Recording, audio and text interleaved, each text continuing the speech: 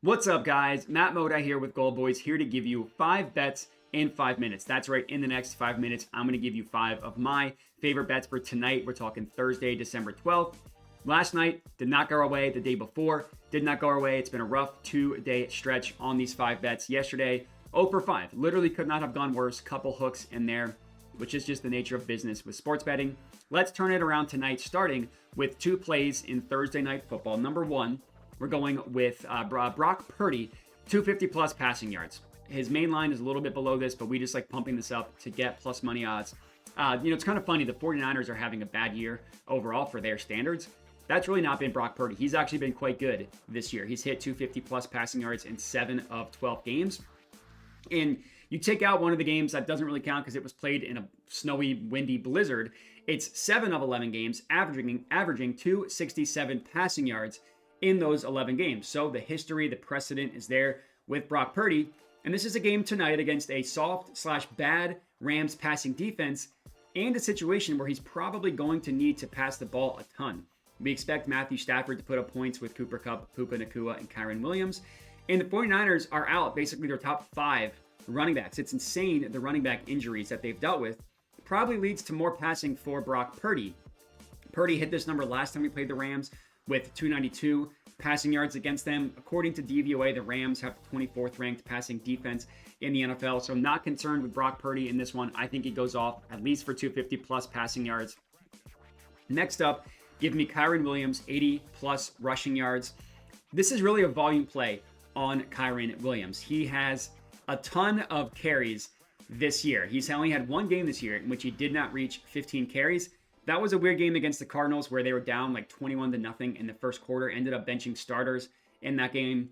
Just a weird game, not something that you can really take a bunch of data from. You take that game out, Kyren Williams averages 82.3 rushing yards per game and has reached 80 plus rushing yards in 7 of 12 games. Considering we're getting such a juicy plus money price, I'll gladly take that. And the 49ers, as good as their defense is, not a great run defense. They're not terrible, but they are below average. They have they've missed the most tackles in the NFL, and Kyren Williams has the 11th most missed tackles in the NFL. So kind of lines up perfectly for him. Last time these two teams played, he had 24 carries, he got 89 rushing yards, and I'm not scared off of a big rushing game on Sunday because we saw this happen last year. So I like Kyren Williams to get us to 80 plus rushing yards. That's play number 2. Now we head to the NBA. We're going with Cade Cunningham over 6.5 rebounds. He's hit this in 10 of his last 14 games. He's played the Celtics twice this year.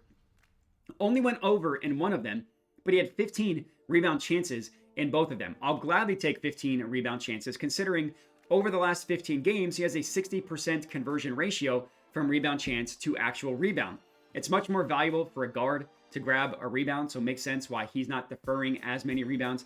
And it's a great matchup against the Celtics, who allow the 3rd most rebounds to guards in the entire NBA, but are bottom 5 in terms of rebounds to centers. All the jump shots that the Celtics take lead to more rebounds to guards.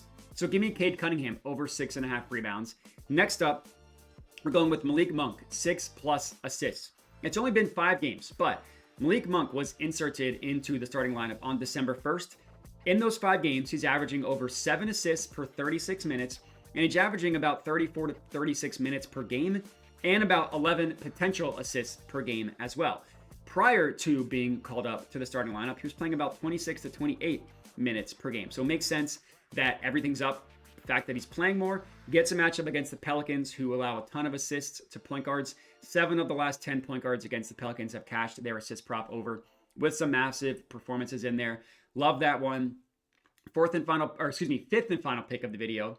Ochai Agbaji over 1.5 made 3-pointers. Really, really juicy price here. That really doesn't make sense to be priced so high. Scotty Barnes is out for this game. Agbaji's played in 11 games without Scotty Barnes this year. He's made 2 or more three-pointers in 8 of those 11 games. 8 of 11, and we're getting it at such a high plus money price. It's a great matchup against the Heat, who allow the 2nd most made corner 3-pointers on the 4th most attempts. Agbaji takes the most corner 3s on the Raptors, and he shoots 47% from the corner. So I absolutely love getting him to make 2 3-pointers, especially at the plus money price. Rounding out our 5th and final pick of the video, and that's all we got. Make sure to like the video, comment, subscribe, check out goldboys.com, follow me on Twitter at JediModi, and let's have a good night tonight.